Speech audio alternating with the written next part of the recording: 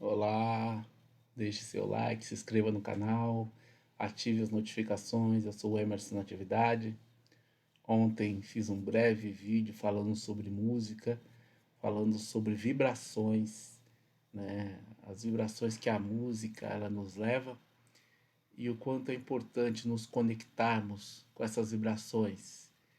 E essas vibrações, esses sons, são conexões que nos levam é, muito mais para perto de nós ou para longe de nós, depende do som, depende da vibração musical. Então, foi um vídeo breve falando sobre cantoras que desencarnaram, que nos deixaram nesse período, né? Roberta Fleck, Nana Caymmi, outras, né? Anos atrás a Aretha Franklin e outras, né? Que Gal Costa, enfim, que vão deixar saudade, né? Porque tinha um timbre de voz, um timbre musical bastante abrangente e importante. Hoje eu venho falar um pouquinho sobre as filosofias religiosas orientais e, ao meu entender, onde tudo começa, né? Por exemplo, o hinduísmo. O hinduísmo é considerada a filosofia religiosa mais antiga da humanidade, né? E muitas das vezes nós não sabemos, né, se é a mais antiga, né? Mas é importante a gente falar do hinduísmo porque muita coisa que a sociedade hoje utiliza, né, ou estuda vem através do hinduísmo, né? O método de Rose também vem do hinduísmo, né? E outras práticas meditativas, muitas delas vêm do hinduísmo, né? O hinduísmo que é uma das religiões mais antigas do mundo, com raízes que remontam a uma cultura védica, né? Védica de Vedas, né? Vedas é um livro, uma bíblia, né? Muito antiga. Não saberia te dizer, mas por ser 3.000 anos antes de Cristo, essa Bíblia ela tá ali com a Bíblia etíope, né? É, mas há quem diga que ela é mais antiga, né? É uma tradição complexa e diversa que abrange uma variedade de crenças, práticas religiosas, espirituais, filosóficas. É a principal religião na Índia e também é praticada em países como Nepal, Bangladesh, Sri Lanka, Paquistão e outros.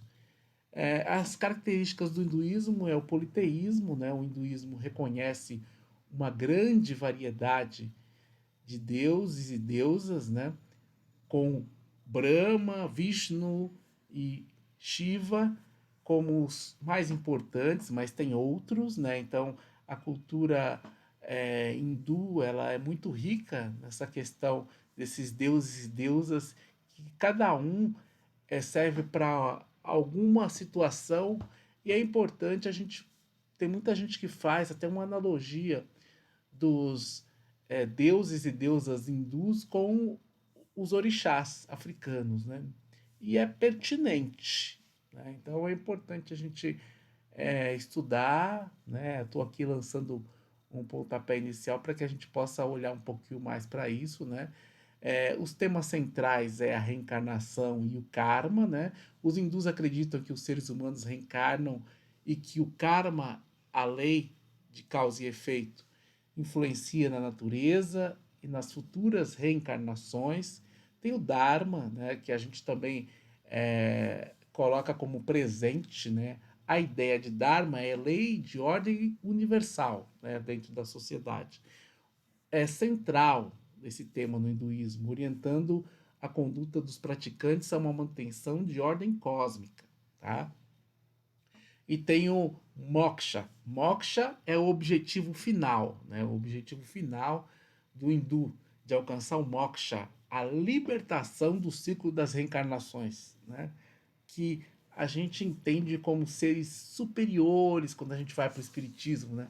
Seres extremamente superiores que não reencarnam mais, estão num outro patamar, numa outra condição, né? Que ainda nós como seres como bebês espirituais ainda não temos uma compreensão nem de em que, podemos dizer assim, a gente está na terceira dimensão, né, vislumbrando a quinta dimensão, né? Nem qual dimensão é essa que possamos estar, né? Muito além de uma compreensão. Porque a gente vê ainda muitos dos seres lá da 16ª dimensão, por exemplo, que é uma dimensão extremamente alta, ainda encarnando em em planetas, né, em país, local ou cidade, para tentar ajudar dentro daquele processo social que está em vigor, em curso, né? Então, a gente vê muito se falar disso, né? Esses espíritos superiores, não é da sétima, oitava, nona, décima, não, é da 16ª mesmo, que a gente vê e percebe o quanto é importante, né, esse tipo de trabalho, é, de um mais evoluído puxar o outro que necessita dessa evolução, né? Então, tem os textos sagrados, né? O Vedas, né, tem umas divisões, né? O Upanishads, né, os Vedas, o Bhagavad Gita, que é também muito cultuado, né? Principalmente dali vem a ordem do deus Krishna, né? A Ramayana, né? Mahabharata, Mahabharata são textos sagrados dos hindus, né? Cada texto desse traz um deus, traz uma perspectiva. Dentro dessas divisões de textos também tem movimentos, né, que seguem um texto X e outro Y. Então é importante a gente entender esse processo, né? É uma filosofia muito rica, mas muito complexa dentro desse processo, tá? As práticas religiosas diárias, né, através do yoga, do tantra, a meditação, mantras, são práticas comuns na filosofia hindu, no hinduísmo.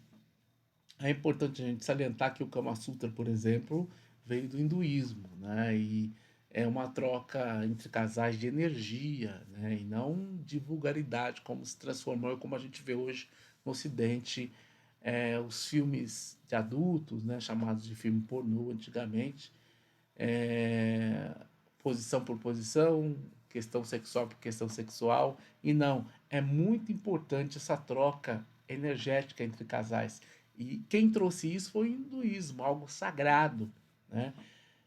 Não algo banalizado, né? Que a gente pode trazer para as relações, seja homem e mulher, seja amigos, né? Tem uma troca energética e é importante a gente olhar para isso, a gente perceber isso, o quanto isso nos ajuda na nossa caminhada evolutiva, né? É, sintetizado como Satana Dharma, os hindus referem-se às crenças e às práticas do Satana Dharma, que significa lei eterna na linguagem sânscrito, tá?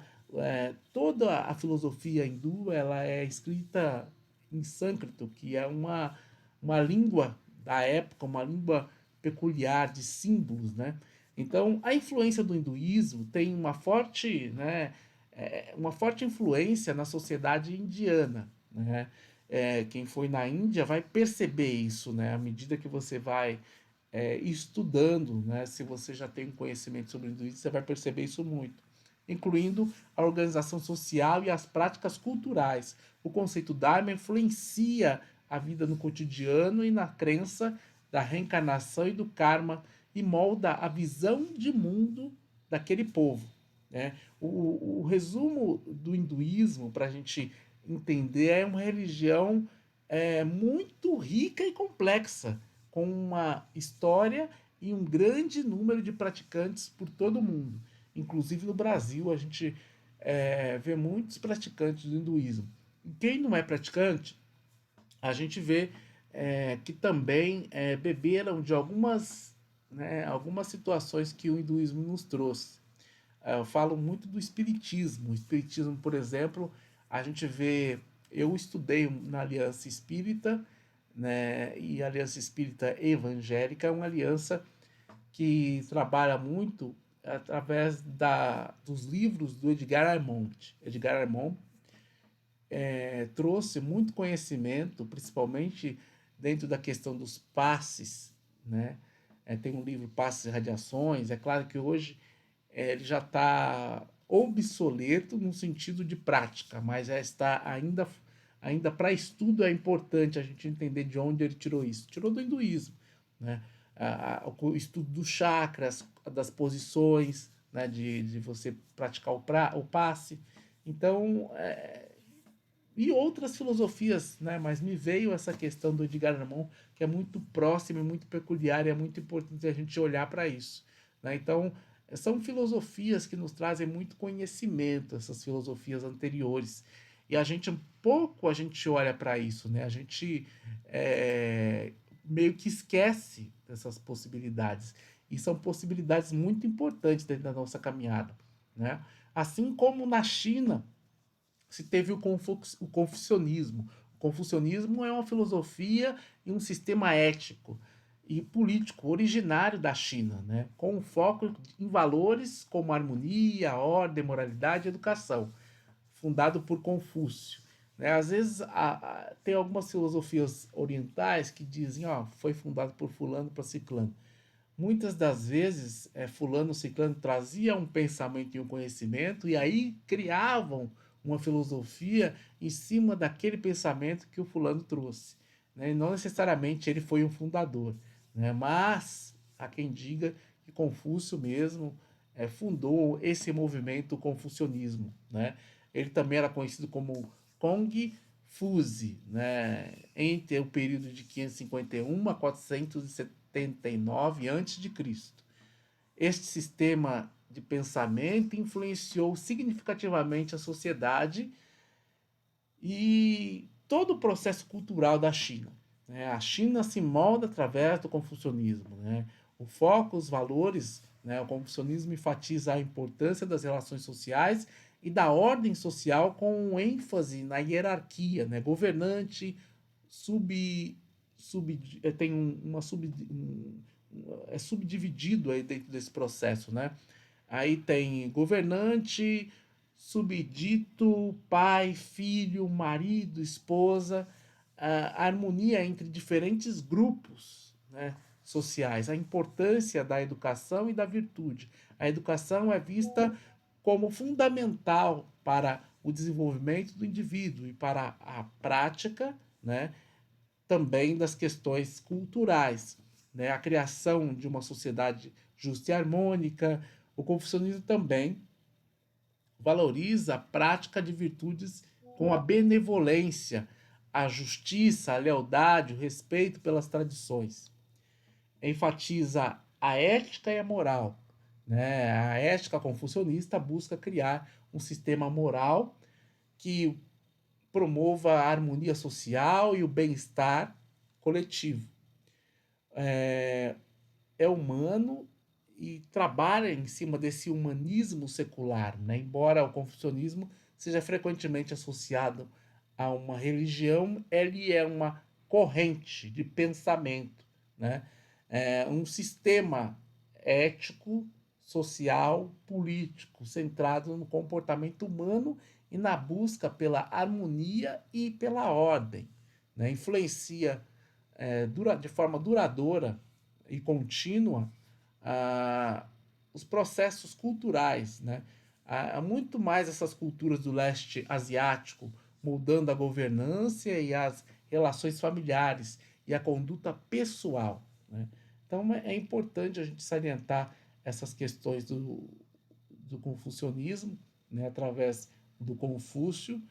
É uma filosofia aí que sai um pouco desse âmbito espiritual, que poderia se encaixar como religioso, e vai muito mais para uma questão social, econômica, mas com muita ética dentro desse processo, né? Então aí cabe a nós perceber se essa cultura milenar ainda pratica esse tipo de pensamento, ou se corrompeu ou foi levada para outros vieses ou outras formas, né? É um país muito distante da nossa realidade, da realidade brasileira, então cabe a nós refletirmos. O taoísmo também é um pensamento bem distante, né? É uma tradição filosófica e religiosa chinesa que enfatiza a harmonia do Tao. O taoísmo é, vamos dizer assim, é muito mais filosófico na questão religiosa ou espiritual do que o próprio confucionismo, se a gente for parar. Também é chinês, né? É o Tao, que significa o caminho, né? Ou ordem natural das coisas, ou ordem natural do universo, fundamentado nos ensinamentos do Lao Tse, né? O taoísmo busca o equilíbrio entre as forças opostas e complementares do universo Yin e Yang, né? Quem já ouviu falar de Yin e Yang, né? Promovendo uma vida simples e espontânea em uma sintonia com a natureza, né? Então é importante a gente olhar para isso, né? O tal, o princípio fundamental que governa o universo, a ordem natural e o caminho a seguir para alcançar harmonia, né? O Yin e o Yang, né? As duas forças opostas complementares que compõem o universo, representado na dualidade e na interdependência, masculino, feminino, bem, mal, né?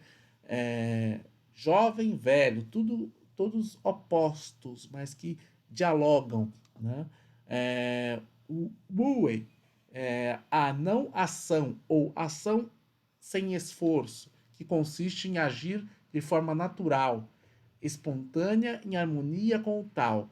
Simplicidade, valorização da simplicidade da vida no pensamento, buscando a essência das coisas, evitando a complicação, né? Desapego dos bens materiais, os desejos mundanos, para alcançar o quê?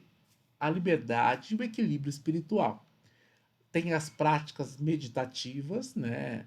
As filosofias, a maioria das filosofias orientais tem muito como prática as meditações, o que muda é a forma como elas são praticadas, né? Então, para alcançar a tranquilidade e a conexão com o interno e consequentemente, com o caminho, com o tal, né? A meditação ela é indispensável. O Tai Chi Chuan, né? Que é uma prática maravilhosa, eu pratiquei durante algum tempo na minha vida e me ajudou bastante, né? Um sistema de exercícios físicos que promove a flexibilidade, a coordenação e o equilíbrio do corpo, né? O Fei Shui, né? A arte de organizar espaços para promover a harmonia e energia positiva, né? A medicina tradicional chinesa, um sistema de cura que utiliza ervas, acupuntura e outras técnicas para restaurar o equilíbrio do corpo e da mente, né? O quanto isso é importante hoje no Ocidente, e a gente está percebendo isso, que o Ocidente está impulsionado na evolução industrial, mas se esquece de princípios básicos, né, de conexão com o divino, que faz com que o mundo esteja hoje tão violento, tão é, sem as pessoas sem uma prática moral, uma prática ética, né? Eu não estou falando de questões religiosas. A religião ela também se perdeu, né? Eu falo mais das práticas de essência espiritual e que te conectam. E a meditação é uma delas, né? Então, o quanto isso é importante. A origem e história, o taoísmo tem uma origem na China antiga, com o Lao Tse, sendo considerado o principal fundador. O taoísmo se desenvolveu ao longo dos séculos, influenciando na cultura, na arte, na filosofia, nas religiões chinesas de uma forma geral. Influência na cultura e na vida cotidiana. O taoísmo influencia diversos aspectos da vida chinesa, como a arte marcial, o tai chi, a medicina tradicional chinesa, a decoração, a organização de espaços, o feng shui, a filosofia que busca o equilíbrio e a harmonia. No Brasil, o taoísmo chegou com a imigração chinesa e existem diversas comunidades e organizações taoístas espalhadas por todo o país. O taoísmo no Brasil busca promover a filosofia, a cultura, a religião Enfim, buscando uma harmonia e um equilíbrio em diversos aspectos, né? Eu acho interessante que as filosofias orientais, elas trazem uma outra forma de você trabalhar a religiosidade, né? É muito mais livre, muito mais solta, mas é como se fossem práticas espirituais muito mais conectadas com a natureza, com a nossa essência, onde tudo começou. Então, acho que é importante a gente olhar para isso em vez da gente colocar num quadradinho o que, que é aquilo, o que, que não é, entende? Por exemplo, o budismo, né, é uma doutrina filosófica e espiritual fundada por Siddhartha Gautama. Não é, né? Isso é o que todo mundo vende, né? Que o budismo ele veio dos pensamentos do Siddhartha Gautama, mas não que ele tenha fundado o budismo, perfeito? E busca, dentro desse processo, o fim do sofrimento e a iluminação através do autoconhecimento e da prática meditativa. E é uma religião, na verdade, seria um pensamento filosófico que se transformou numa religião, né? Não teísta, ou seja, não possui um Deus criador no sentido oriental, ocidental, né? Então é importante a gente entender isso, né? Se a gente fosse resumir, né, colocar ali Buda como tema central, Siddhartha Gautama, o objetivo de alcançar a iluminação e o fim do sofrimento, as práticas da meditação, autoconhecimento, ética e caridade, não teísta, não possui um Deus criador, no sentido ocidental, fundamentos, quatro nobres verdades, né, o caminho óctuplo, né, o caminho de 8 vertentes e a lei do karma. Então, assim, a gente olhando para o budismo, né, em suas diversas escolas, Theravada, Mahayana, Vajrayana e outras, oferece diferentes caminhos para a iluminação, com foco na compreensão da natureza e da realidade, no desapego e na prática da compaixão. Ou seja, a gente vê dentro dos ensinamentos de Buda várias possibilidades ali. Então, cada vertente, não é à toa que tem Zen budismo, Zen isso e aquilo, cada vertente pega um pensamento e trabalha, aprofunda aquilo ali e surge as práticas, inclusive as práticas meditativas em cima desse processo. Né? A meditação ela é fundamental para o desenvolvimento da consciência e da sabedoria, permitindo que os praticantes entendam a natureza do sofrimento e as causas que o geram. Ou seja, a gente quando trabalha o autoconhecimento, a gente procura através dessas ferramentas se conectar, né? Então a gente percebe que essas práticas são universais, né? No budismo, o ciclo de reencarnações, que a gente chama de samsara, tem um filme que eu assisti acho que em 2002, né? Acho que a produção é alemã, um filme indiano, que fala que o nome é Sansara e fala justamente é um conto budista e é um filme fantástico, maravilhoso, que vale a pena e justamente porque ele utiliza essa nomenclatura do samsara, né? O ciclo das reencarnações, que é visto como um ciclo de sofrimento. Né? O objetivo é romper este ciclo através da iluminação, né? Que os budistas chamam de nirvana. Né?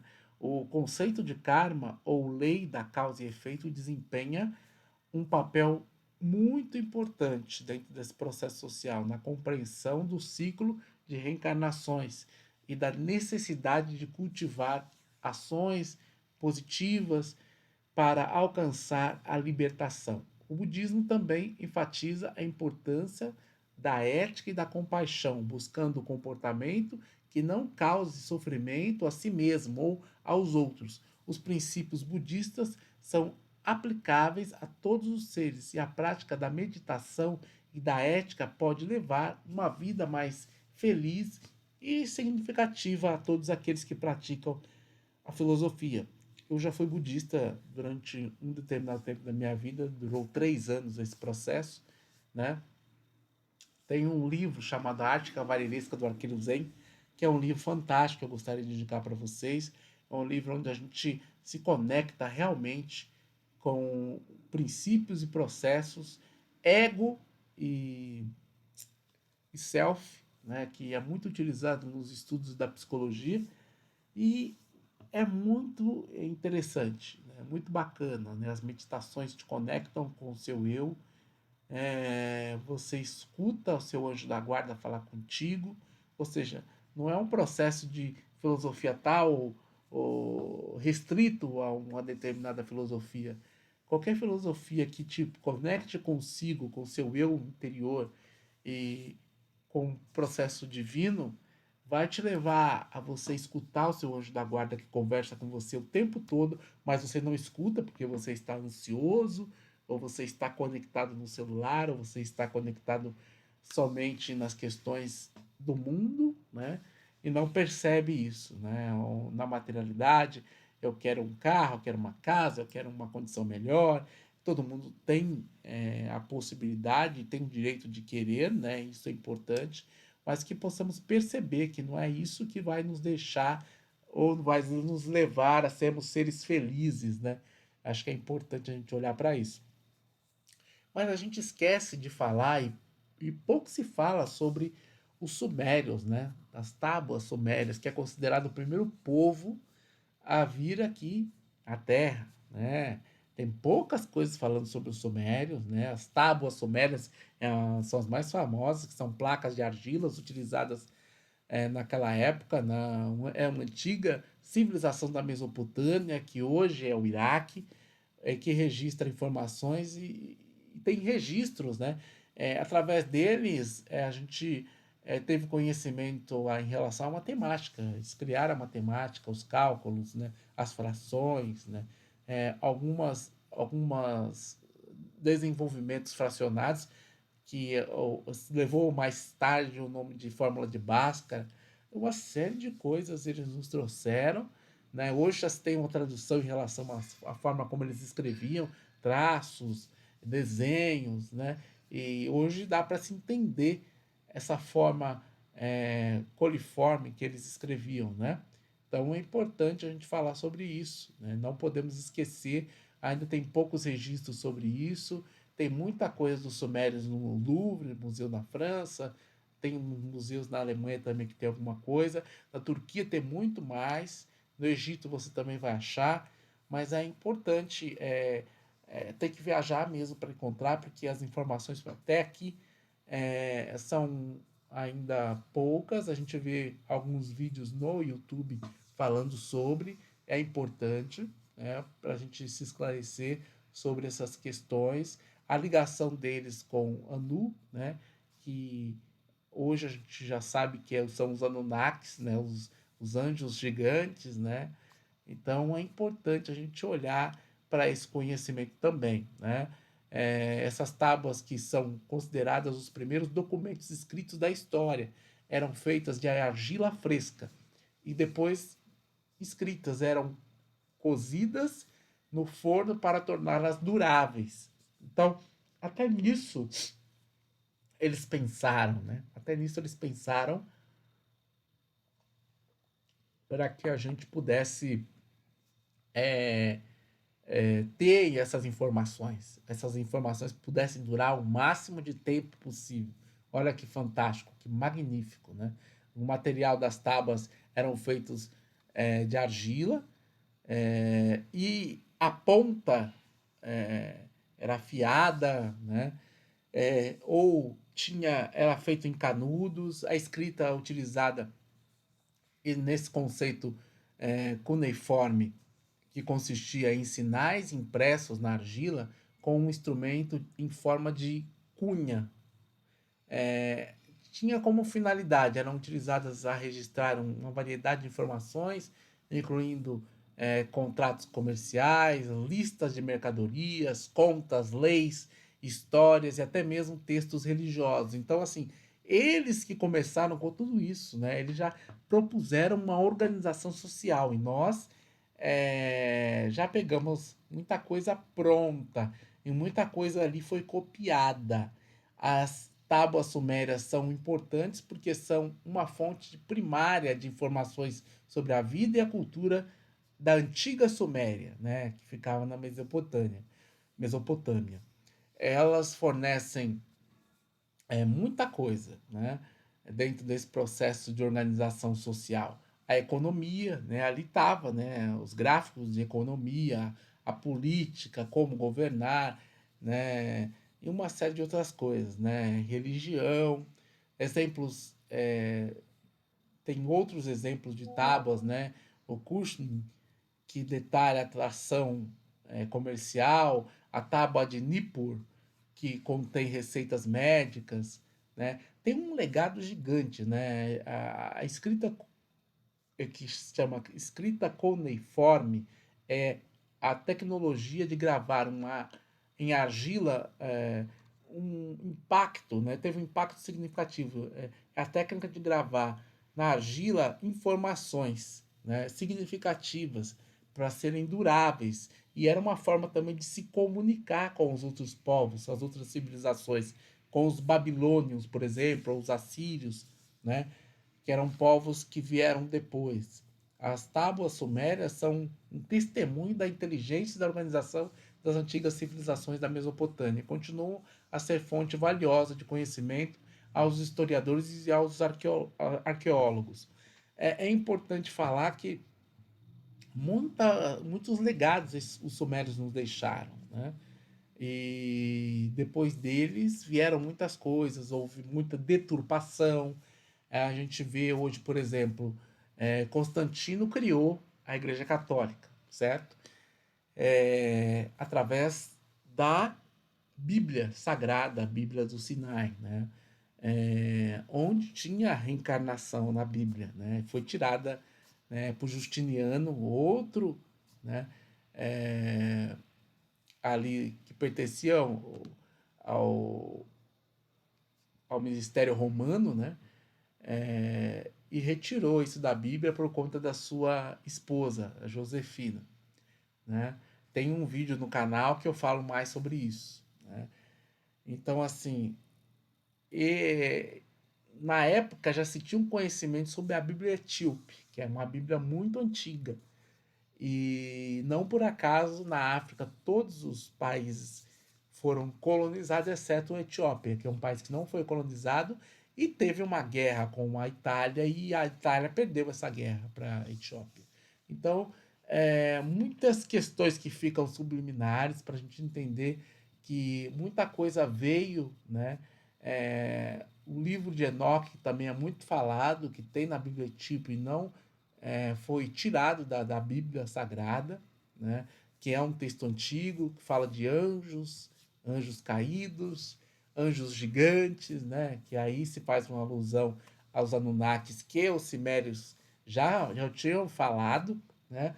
Então, o quanto é importante a gente perceber essas alterações, né? Até mesmo se questionar sobre a imagem de Jesus, que hoje vem à tona, tem vários papiros aí falando sobre essa questão, né, sendo estudados, né? Pois Jesus nasceu num local, né, onde ele não teria a pele que a gente recebe hoje, né, como um homem branco, né? E com certeza foi um homem mulato, negro ou moreno, né? Dentro daquele período, daquela época, né? Aonde nasceu. Assim como os judeus, né? Os primeiros judeus eram judeus negros, depois, né, se ampliou o estudo do judaísmo, né? E hoje, às vezes, aqueles que não têm o conhecimento falam assim: eu nunca vi um judeu negro, né? E são os primeiros, são o primórdio, é onde tudo começou, né? Então, o quanto o mundo ele foi deturpado, né? Em vários aspectos, né? O Império Romano ele contribuiu muito para isso, né? Para que muita coisa não chegasse até nós, muitas coisas, inclusive, que os assírios, que os gregos, que os turcos preservaram para as outras gerações futuras pudessem receber esses ensinamentos, essas informações, foram destruídos pelo Império Romano, né? Então, muita coisa aconteceu ali, né? Constantino criou Constantinopla, né? Para direcionar o mundo àquele local e aquele conhecimento. E trazendo a Bíblia do Sinai, a partir da Bíblia do Sinai, outras Bíblias vieram, por exemplo, os evangélicos hoje, os pentecostais, eles praticam os seus ensinamentos, né, de várias filosofias pentecostais através da Bíblia do St. James, né? O rei St. James, né, da Inglaterra, no século XVII, né, 1616, se eu não me engano, que ele criou a Bíblia em divergência à Igreja Católica. E já era uma Bíblia extremamente adulterada. Então, é, hoje esses ensinamentos são passados, ou seja, e hoje muitas pessoas no mundo só leem a Bíblia. E tem milhares de outros livros que trazem muito mais conhecimento no sentido de a gente perceber por que aquilo está escrito ali, né? Então, muita coisa, muitos livros sagrados lá atrás, né? Eu sempre indico, né? Se você quer saber a verdade ou se acha enganado, quer encontrar um despertar para ti, procure ler os livros sagrados de todas as filosofias religiosas, porque ali eles vão apontar algum direcionamento, né? Seja o livro dos Vedas, o Bhagavad Gita, o, o Alcorão, a Torá, né? A própria Bíblia, né? A Bíblia dos etíopes, que é mais difícil porque não tem uma tradução para o português, teria que viajar e ir lá, né, perceber a tradução que foi feita para o inglês ou para outras línguas, né, para a gente ter uma ideia, né, e começar a trazer algumas coisas, né, o Upanishads, né, o Ramayana, né, o Mahabharata, que são textos hindus que nos direcionam também a muitas coisas. Então, é muita coisa para a gente ler, estudar, pesquisar e sair desse incômodo, muitas vezes, que, pelo menos eu, quando tinha 13 anos de idade, me veio essas questões, né? Eu acredito que para você também em algum momento tenha vindo, né? De onde eu vim, o que eu vim fazer aqui e para onde eu vou, né? São questões espirituais, filosóficas, individuais, internas, né? Com quem eu vim falar, com quem eu vim dialogar, né? Por que que determinado povo é privilegiado aos olhos da sociedade e outro não? Por que tantas diferenças étnicas? São questões que vão trazendo e você vai percebendo que tudo isso tem a ver com um processo de evolução espiritual, terceira dimensão, né? Provas, expiações. E a gente percebe que dentro de um processo evolutivo nos é apontado uma raça só, né? Ou seja, não vai ter mais essa divisão de índios, negros, brancos e vermelhos, né? Asiáticos, né? Seriam os amarelos. Vai ter uma raça só. Então a gente percebe que o processo de evolução ele é longo, né? Que a carne é uma experiência, né? Na prática, enquanto encarnado, mas o que vale é o espírito, é a consciência que adquire o conhecimento, transmuta, transforma e continua, né? E como romper esses ciclos, né? Então, vamos refletir juntos, vamos perceber juntos. Trouxe aqui um material para vocês de algumas reflexões sobre vários temas aí, né? O hinduísmo, o confucionismo, o taoísmo, os cimérios, o budismo, né? Vamos aprofundar um pouquinho mais isso daí, vamos ver até onde nos é levado esse tipo de situação, né? Falei demais, né? Assistam os vídeos do canal. Se vocês acham que tem algum assunto, algum tema ou alguma filosofia que precisa ser abordado, traga para a gente abordar, para a gente conversar, para a gente falar. Se inscreva no canal, ative as notificações, divulga esse trabalho, que é muito importante, ajuda muitas pessoas, pessoas às vezes propensas a suicídio, pessoas propensas a uma série de questões que estão perdidas, às vezes sofrem de, né, podemos dizer assim, depressão, que é algo sério, né, ou precisam despertar para alguma coisa, né, que possamos contribuir de alguma forma, levando uma palavra que possa auxiliar, dar esperança, né? Porque a esperança ela é importante para a gente que não adquiriu um conhecimento em relação a uma realidade mais ampla, né? Muitos dizem em determinadas circunstâncias que a ignorância é uma benção.